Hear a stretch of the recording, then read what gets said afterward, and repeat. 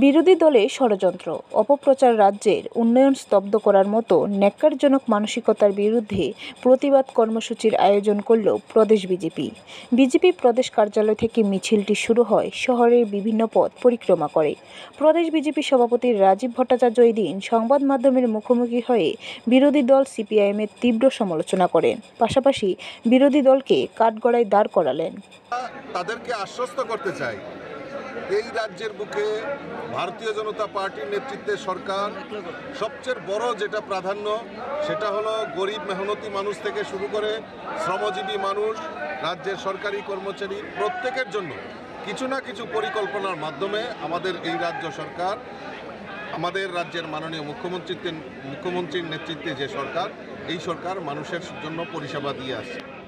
আজকে পেট্রোল ডিজেলের একটা সংকট এই রাজ্যে কখনো দেখা যায়নি। আপনারা জানেন যে প্রাকৃতিক দুর্যোগের ফলে আসামের কিছু জায়গায় যখন বর্ষার কারণে রাস্তা বন্ধ হয়েছিল, কিন্তু আমাদের এই রাজ্যে আমাদের জ্বালানি তেল থেকে শুরু করে কোনো কিছুর অভাব ছিল।